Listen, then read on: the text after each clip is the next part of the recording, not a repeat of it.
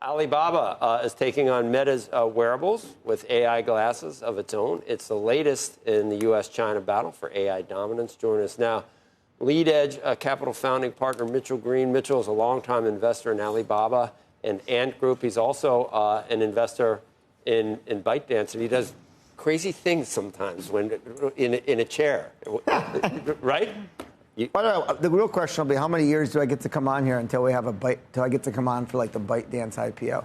That'll be that's the $1 billion question. Looking at a lot of your thoughts and comments, I think you're very excited about AI and what can happen.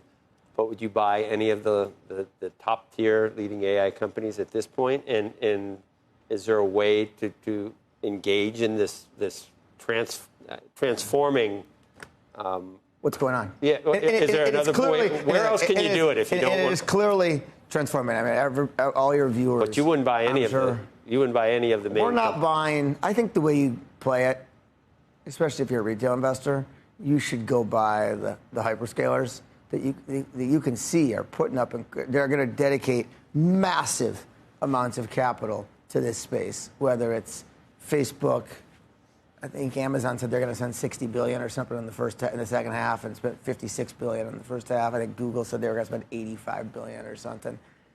We really don't know how you compete against those giant hyperscalers, and the cost to serve a search with with Anthropic or OpenAI versus Google, who spent the last 20 plus years. Do you think they become the winners of this? We think they're the big and you winners. think, therefore, where do you put an? So some people are saying they want to get access to like an OpenAI. And they would say the way to do that today, oddly enough, would to say either to buy into Microsoft, right? Because embedded in they have a big investment, is in OpenAI, or into SoftBank.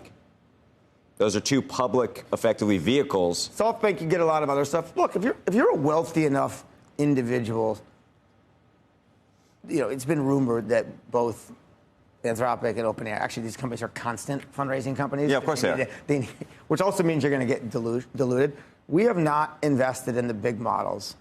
And by the way, we're idiots. We should have.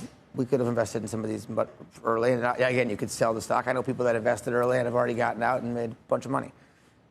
Our concern is, we could be completely wrong, is that how do we know these aren't Excite, Lycos, and AltaVista? Search engines from the 90s that had massive consumer trends. You might argue, I can take this side of the argument, that OpenAI is dominating the hearts and minds of consumers. The DAUs and MAUs are just through the roof, so they'll win. They can attract the best talent. Here's the problem: the likes of Facebook, Microsoft, and Google and Amazon are paying engineers like they play in the NBA, and so the amount of not only OpenAI can offer equity, but these companies can offer hard cash.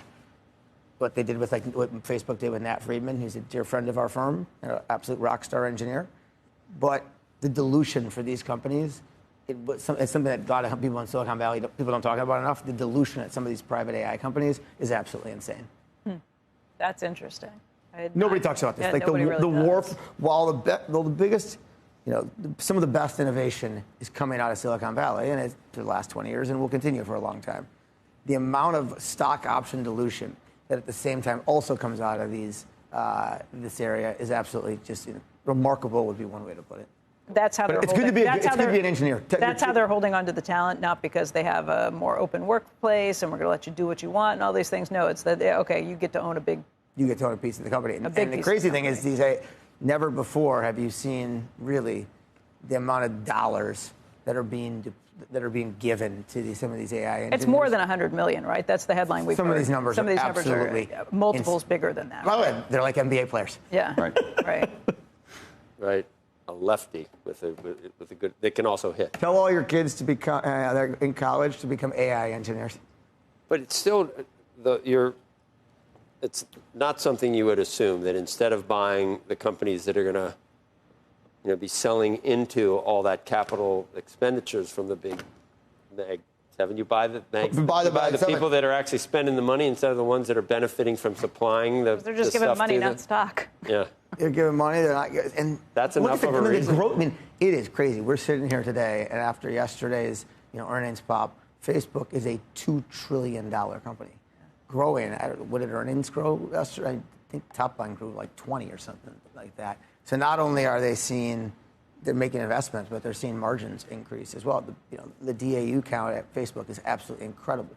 I think the best way to play AI is go buy the big hyperscalers yourself. And they're not crazy expensive on an earnings multiple. Just trying to see how do they use AI to leverage, I guess that everyone uses it differently, to leverage their own business, their business. Okay, here's a question for Sure. you. Who pays down the road? Like what are the iterations? Because this stuff is really expensive. I heard recently that there's a healthcare company that doctors work for, that this healthcare company wants the doctors to pick up part of the expense for the AI agent to make them more efficient. And the doctors are mad, obviously, about what happens with this. It gets to that question of who does pay for the expense of bringing the artificial intelligence on board. It's not cheap. It's going to hurt margins if you don't have a way to offset it. And several people could argue it's going to be commoditized. Yeah. Well, you might argue, how has Google become the cash printing machine it has? The advertising business, obviously. Who pays for the ads? At the end of the day, it's probably consumers. Although on the flip, you could argue prices. That means prices should go up and things like that. I think people always overestimate technological change in the near term, and they always underestimate it long term. We just believe this is like the internet bubble all over again, where this stuff is going to completely revolutionize the world over the next 20 years. It's just we are probably still in the 1999, 2000. And then the question is, how do you pick the winners and losers now?